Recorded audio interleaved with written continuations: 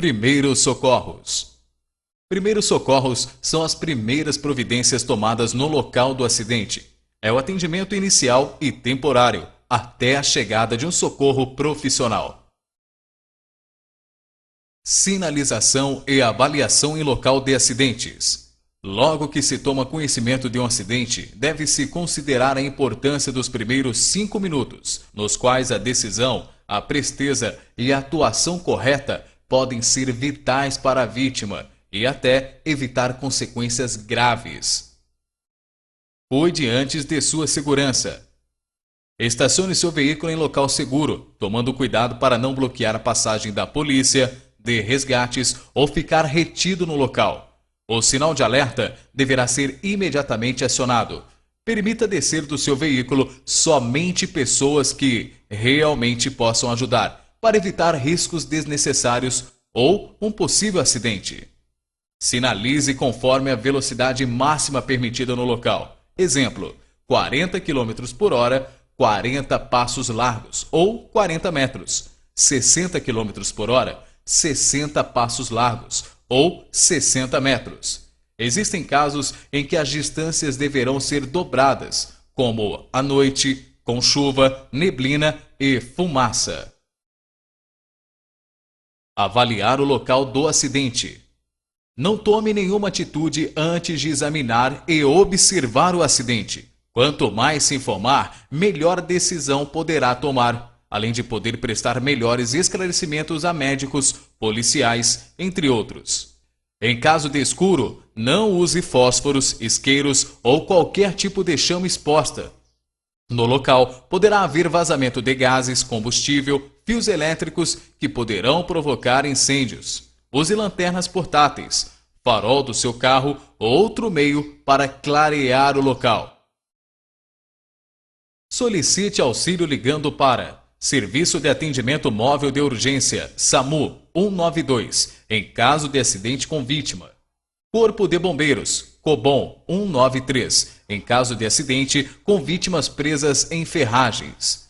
Polícia Rodoviária Federal, PRF 191, Polícia 190, se necessário, Companhia de Energia Elétrica ou outros recursos especiais. Incêndios em veículos. Embora não sejam frequentes, merecem consideração. Incêndio representa um risco de alto grau, que pode provocar trauma grave, seguido de morte tanto para você quanto para a vítima. Se você não possui treinamento específico, não ultrapasse os limites de seu conhecimento. Nos acidentes automobilísticos, existem riscos de incêndios devido à presença de combustíveis. Avalie criteriosamente antes de iniciar qualquer atendimento às vítimas. Incêndios de impacto resultam da ruptura do tanque de combustível envolvendo o veículo rapidamente. Incêndio pós-impacto, provocado por curto-circuito ou agentes térmicos como cigarro ou atrito. Desligue a ignição e afaste os riscos potenciais. Coloque o extintor próximo e use-o adequadamente. Nesses casos, remova os ocupantes o mais rápido possível. Produtos perigosos. Os regulamentos federais exigem que todo transporte de produto perigoso seja especificamente sinalizado. Produtos perigosos, no entanto, podem ser encontrados em qualquer lugar. Se há suspeita de existência de produto perigoso, pare distante do local. Odores característicos de gases ou de produtos químicos chamam a atenção. Nesse caso, solicite imediatamente a ajuda da equipe especializada. Lembre-se, nunca use seu olfato para determinar se há ou não presença de produto perigoso no local. Fios elétricos caídos. Pode ser por tempestades ou acidente automobilístico. Pode produzir centelhas e faíscas. Podem ficar silenciosos sobre o veículo. Passageiros deverão permanecer no veículo. Afaste todas as pessoas para uma distância de 2 postes. Eletricidade pode ser de caixas de semáforos ou subestações subterrâneas. Objetos instáveis. Podem incluir veículos, árvores, postes, barrancos e pilhas de materiais. Pode ser necessário estabilizar o veículo antes de remover os ocupantes. Não entre, não fique embaixo, nem em declives abaixo de um veículo instável. Acidentes automobilísticos podem desestabilizar outros objetos como árvores ou postes.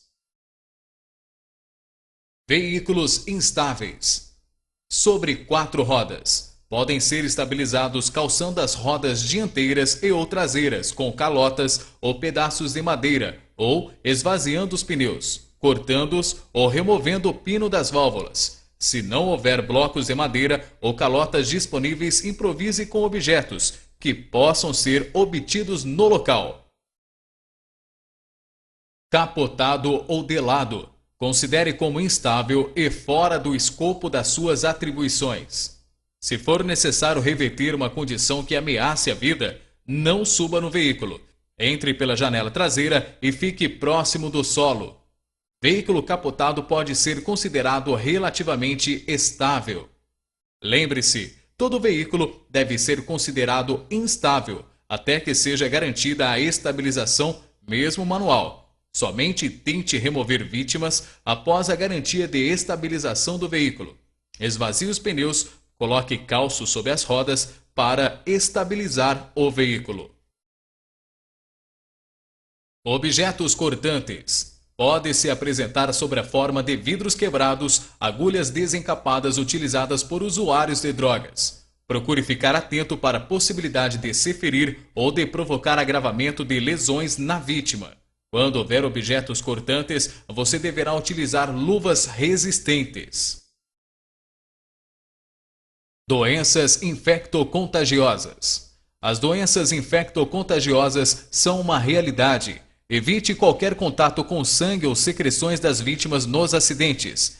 Tenha sempre em seu veículo um par de luvas de borracha para tais situações. Podem ser luvas de procedimentos usados pelos profissionais ou simples luvas de borracha para uso doméstico. Verificação das condições gerais da vítima. Sinais vitais. O exame do acidentado deve ser rápido nos primeiros 30 segundos. Observe o sinal de consciência, a respiração, o pulso e se existe hemorragia interna ou externa, se sangra no nariz, boca ou ouvidos. Se sofre asfixia ou parada cardíaca. Faça perguntas à vítima. Como se chama, onde mora, o que aconteceu, está fazendo algum tipo de tratamento, sofre alguma doença, faz uso de algum medicamento, tem algum tipo de alergia, há quanto tempo encontra-se ferido, onde está doendo. Tais indagações, além de auxiliar o trabalho médico, também contribuem para manter o acidentado consciente e lúcido. Lembre-se, nunca diga o que não deseja que a vítima escute. Avaliar a respiração. Se a vítima estiver consciente, avalie a respiração. Ver, ouvir e sentir. Ver. Verifique se o peito da vítima sobe e desce com os movimentos da respiração. Ouvir. Ouça o som do ar. Sentir. Sinta o fluxo de ar na face. Avaliar vias aéreas. Se a vítima estiver consciente e responder sem dificuldade, significa que as vias aéreas estão abertas, que respira e apresenta circulação. Se a vítima não responder aos estímulos verbais, isso indica que as vias aéreas estão fechadas. Quando isso acontecer, é necessária a limpeza da boca e da garganta do acidentado, o mais rápido possível, para evitar asfixia. Verifique se há prótese e removê-la. Lembre-se, em caso de pessoa acidentada, a liberação das vias aéreas vem sempre acompanhada da imobilização do pescoço, coluna cervical. Avaliar a circulação. A avaliação do pulso fornece informações importantes sobre o estado da vítima. Se o pulso estiver fraco e a pele pálida, por exemplo, com os lábios arroxeados, é sinal de um estado de choque. A maneira correta de avaliar a pulsação é colocando 2 dedos na artéria radial, localizada no início do pulso. Na artéria carótida, que se encontra na base do pescoço, nos adultos, a pulsação normal oscila entre 60 e 80 batimentos cardíacos por minuto. Nas crianças, entre 100 e 120. Nesse momento, verificamos também os sangramentos. Temperatura do corpo. A temperatura baixa, menos de 36 graus nas axilas, pode indicar que a vítima está em estado de choque, talvez com hemorragia interna ou até mesmo morta. Temperatura mais alta que o normal, mais de 36 graus e meio, nas axilas, pode indicar febre ou exposição prolongada ao sol. Estado de choque. Essa é uma reação comum em vítimas de acidentes com hemorragias internas ou externas, emoções fortes, choques elétricos, queimaduras, envenenamentos, intoxicações, ataques cardíacos, fraturas, exposição a temperaturas extremas, ferimentos graves, infecções, reações alérgicas, compressões e amputações. Dilatação das pupilas. A pupila, menina dos olhos, é um ponto mais escuro no centro do olho e diminui quando é exposta à luz e aumenta no escuro. O seu exame pode determinar alguns tipos de anormalidades, que são uma pupila dilatada e a outra contraída, anisicória, pode ser sinal de derrame cerebral ou traumatismo craniano.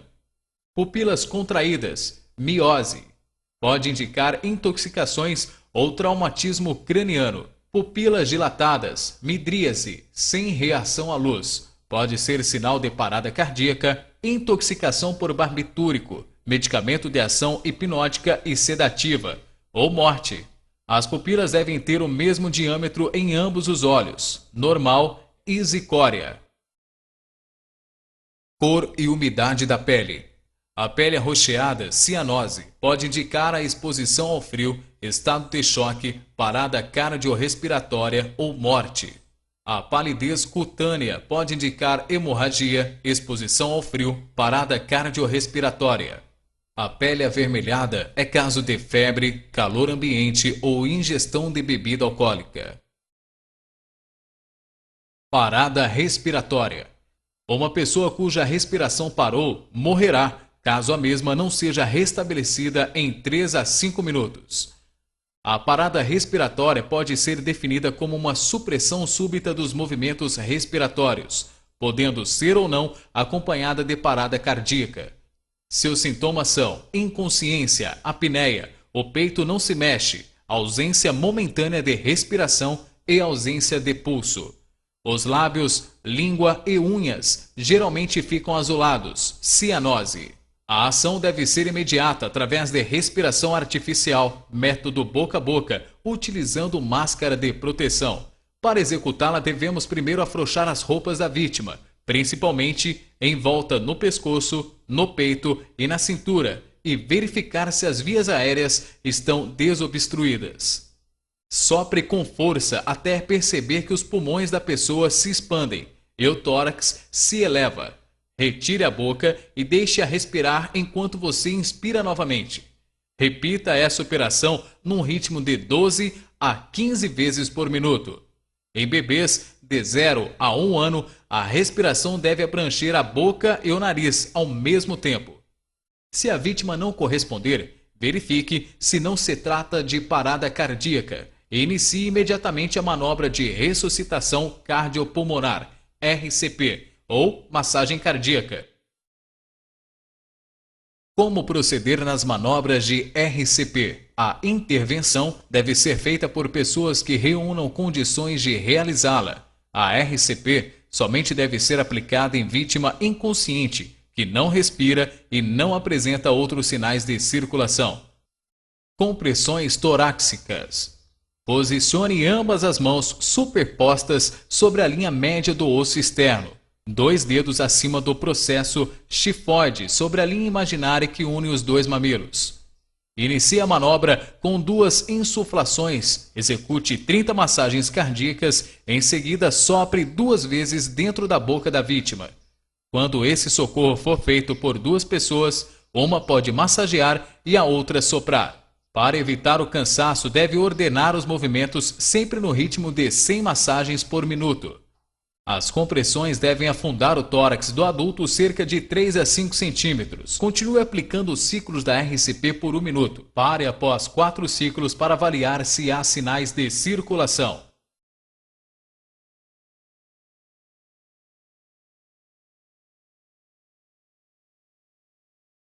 Em bebês, fazer massagem usando apenas 2 dedos. Em crianças, utiliza-se apenas a base de uma das mãos. Lembre-se, o SAMU existe para prestar socorro à população em caso de acidente e emergência. Análise secundária. Imediatamente após a análise primária, examine a vítima da cabeça aos pés para verificar se há existência de fratura, deformidades ou qualquer outro sinal anormal. Cabeça e pescoço. Observe se a coloração dos lábios está normal ou arroxeada, cianose. Verifique se há corpos estranhos na boca, nariz e ouvidos e a presença de odores estranhos. Coluna vertebral. Verifique se há deformações palpáveis ou visíveis na coluna, alterações no seu formato e perda de sensibilidade nos membros. Tórax e membros superiores. Verifique se há ferimentos, dificuldades de respiração e fraturas. Abdômen. Examine se há endurecimento, alterações na cor e na textura, escura e áspera, e se a vítima reclama de dores e se há presença de hematomas. Membros inferiores. Observe se há alterações na sua conformidade, se há fraturas expostas, abertas e se a vítima reclama de dores. Mobilidade ou sensibilidade do corpo. A paralisia de um lado do corpo pode indicar um possível derrame cerebral. A incapacidade de mover os braços e as pernas após um acidente pode indicar lesão na medula espinhal no nível cervical. A incapacidade de mover as pernas pode indicar lesão na medula espinhal no nível dorsal ou lombar. A dormência das extremidades com mobilidade preservada pode indicar lesão de coluna. Procedimento com o acidentado. Priorize o atendimento. Se houver mais de uma vítima, atenda primeiramente a que estiver quieta e imóvel. Vítima quieta pode indicar paralisação da respiração. Vítima falando significa que está respirando. Cabeça. Avalie o crânio e o couro cabeludo. O que não fazer? Impeça movimentos do pescoço. Nunca eleve a cabeça. Nunca eleve as pernas. Isso provocará um aumento da pressão intracraniana. Nunca remova a vítima do local. Nunca retire capacete de vítimas. Olhos. Com cuidado, abra ambos os olhos e compare as pupilas. Devem estar iguais e reativas à luz. O que não fazer? Em caso de objeto empalado, nunca lave, remova ou comprima. Nunca aplique pressão sobre ambos os olhos. Nunca tente retirar cisco aderido ao olho. Não permita que a vítima esfregue os olhos. Coluna vertebral. Verificar membros inferiores e superiores. Vítima fazendo movimento com as mãos e os pés. Vítima sentindo o socorrista apertar-lhe o dedo das mãos e dos pés. Vítima dando aperto de mão e empurrando o pé contra a mão do socorrista. O que não fazer? Nunca movimente a vítima. Impeça a vítima de se movimentar. Tórax. Ajude a vítima a se posicionar de maneira confortável. Estabilize a região com um cobertor dobrado. Nos ferimentos abertos no tórax, o pulmão tende a se fechar por causa da entrada de ar. Quanto mais rápido for vedado o orifício, melhor. Coloque sobre o ferimento uma gaze, um pano limpo ou até mesmo a própria mão para evitar a entrada de ar. Use um cinto ou uma faixa de pano para manter preso e fechado o curativo. Evite apertar muito o ferimento. O que não fazer? Não remova o objeto empalado. Não coloque a vítima em decúbito dorsal, deitada, pois pode dificultar a respiração. Abdômen. Procure por hematomas e enrijecimentos pressionando os quadrantes. No caso de ferimento aberto no abdômen, Não tente recolocar na cavidade órgãos expostos. Mantenha-os no lugar, cobrindo-os com uma compressa úmida. Normalmente, ferimentos nessa região são acompanhados por hemorragias provocada pelo rompimento de vasos capilares, veias ou artérias. É indispensável tratamento hospitalar. O que não fazer? Não dê nada para ingerir. Não reinserir órgãos em caso de evisceração. Nunca aplique compressão sobre os órgãos. Hemorragia externa. Arterial. Nesse caso, o sangramento é vermelho vivo e sai sempre em jatos, acompanhando os batimentos cardíacos. Venosa. Com sangramento contínuo e sangue vermelho escuro. Capilar. Com sangramento fino, contínuo em fluxo lento. Hemorragia externa. Procedimentos.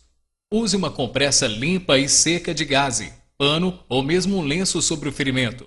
Evite o uso de panos grandes e absorventes, toalhas, por exemplo, que, dando a falsa impressão de dominar a hemorragia, vão se embebedando de sangue. Coloque a compressa sobre o ferimento e pressione com firmeza. O que não fazer? Evite contato direto com o sangue da vítima. Não toque sem proteção de luvas ou outra barreira de proteção. Não dar nada para a vítima ingerir, pois pode provocar náuseas e vômitos. Não movimentar a vítima. Não tentar retirar corpos estranhos do ferimento. Não fazer torniquete em hipótese alguma. Podem produzir danos graves em vasos e nervos. Hemorragias interna. É resultante de um ferimento profundo com lesão de órgãos internos. O ferimento não é visível e a vítima apresenta pele pálida, fria e úmida, respiração curta e rápida, pulso fraco e rápido, sede, tontura, náuseas, vômitos, tremor e agitação, podendo estar inconsciente, em estado de choque. Procedimentos. Deve-se manter o paciente deitado de cabeça mais baixa que o corpo, exceto quando houver traumatismo craniano ou derrame cerebral. Não dê nada para a vítima ingerir. Procure um médico imediatamente. Outros tipos de hemorragias. Hemorragia nasal. Hemorragia pulmonar. Hemorragia estomacal. Fraturas fechadas. Procedimentos. Coloque o membro acidentado em posição tão natural quanto possível, sem desconforto para a vítima. Ponha as talas sustentando o membro atingido. As talas deverão ter comprimento suficiente para ultrapassar as articulações acima e abaixo da fratura. Qualquer material rígido pode ser empregado como uma tala, tábua, estaca, papelão, vareta de metal ou mesmo uma revista grossa ou um jornal grosso e dobrado. Use panos ou outro material macio para acolchoar as talas e evitar danos à pele. Fraturas exposta. Não tente e nem deixe ninguém tentar recolocar no lugar o osso fraturado. Cubra o ferimento com pano limpo e use talas para fraturas fechadas, sem puxar ou voltar o membro à posição natural. O que não fazer? Não toque no osso, caso a fratura seja exposta. Nunca alinhe luxação e fraturas de articulação, devido à proximidade com nervos, artérias e veias. Compressa de gelo pode ser aplicada nunca mais de 20 minutos, diretamente sobre o local atingido. Nunca massageie ou esfregue o músculo afetado. Nunca administre sal para pessoas com cãibra. Não permita movimento. Amputação de membros. Procedimentos. Controlar os sangramentos como descrito para a hemorragia. Recupere a parte amputada e a envolva em gaze estéreo seca ou pano limpo seco e coloque em saco plástico seco. Se possível, leve a parte amputada com a vítima para um hospital. O que não fazer? Nunca lave a parte amputada. Não deixe a parte amputada em contato direto com gelo. Nunca envolva em gaze ou pano úmido. Queimaduras. São classificadas pela profundidade. Primeiro grau. Superficial. Atinge as camadas superiores da pele, Caracteriza-se pela vermelhidão, inchaço moderado e dor. Segundo grau, parcial. Atinge todas as camadas da pele. O local se apresenta com aspecto úmido, com formação de bolhas, inchaço e dor intensa. Terceiro grau, total. São queimaduras graves e atingem todas as camadas da pele e podem chegar até os ossos. Procedimentos. Afaste a vítima da fonte de calor. Avalie a profundidade, grau da queimadura. Avalie a superfície corporal atingida.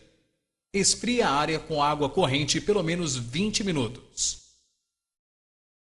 O que não fazer?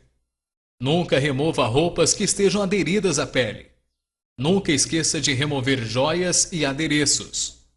Nunca aplique medicamentos à base de óleo, manteiga, pasta de dente ou medicamentos caseiros. Nunca perfure as bolhas. Nunca aplique água sob pressão. Bandagem. Com o objetivo de manter um curativo, imobilizar uma fratura ou conter provisoriamente uma parte do corpo, tenha os seguintes cuidados. A região deve estar limpa, os músculos relaxados. Comece da extremidade para o centro. Nos membros superiores, no sentido da mão para o braço. Nos membros inferiores, comece pelo pé. Envolva o ferimento sempre da esquerda para a direita. Convulsões epiléticas. Sintomas: cabeça inclinada para trás e espasmos incontroláveis. Lábios azulados, olhos virados para cima. Inconsciência. Salivação abundante. Procedimentos: veja se a língua está enrolada. Proteja a cabeça da vítima contra traumas e vire-a de lado em caso de vômito. O que não fazer? Não tente imobilizar a vítima. Não dê nada para a vítima ingerir. Não molhe a vítima. Ataque cardíaco. Identifica-se através de dor intensa no peito, pescoço, braço, ombro e respiração curta. Procedimentos: chame o resgate imediatamente. Posicione a vítima confortavelmente. Ajude a vítima a ingerir medicamentos prescritos anteriormente. O que não fazer? A aglomeração de pessoas, principalmente familiares, não devem permanecer ao redor da vítima. Não deixar a vítima caminhar e fazer qualquer esforço. Acidente vascular cerebral, AVC. Identifica-se através de súbita e forte dor de cabeça, perda de consciência, visão reduzida, problemas para articular a fala, paralisia dos membros. Procedimentos: chame o resgate imediatamente. Afrouxe as roupas da vítima. Coloque a vítima em posição de recuperação. Nunca dê nada para a vítima beber. Cuidados com motociclista acidentado. Colisão de veículo com moto deve-se suspeitar imediatamente de fratura nas pernas e na bacia. Não movimente a vítima. A movimentação da vítima poderá piorar uma lesão na coluna, uma fratura de braço ou perna. Não tire o capacete de um motociclista. A retirada do capacete de um motociclista que se acidenta é uma ação de alto risco. Nunca aplique torniquetes. O torniquete não deve ser feito para estancar hemorragias. Não dê nada para a vítima ingerir. Em caso de remoção das vítimas, como regra geral, não se deve mover vítimas. Na maioria das vezes, a vítima deve permanecer na posição em que foi encontrada e movimentada somente por profissionais especializados. Em alguns casos, pode ser necessário mover as vítimas. Quando o local for perigoso, quando ocorrer perigo de fogo ou explosão, quando houver presença de produtos perigosos, quando o cinto de segurança estiver dificultando a respiração da vítima, quando a vítima apresentar suspeita de infarte,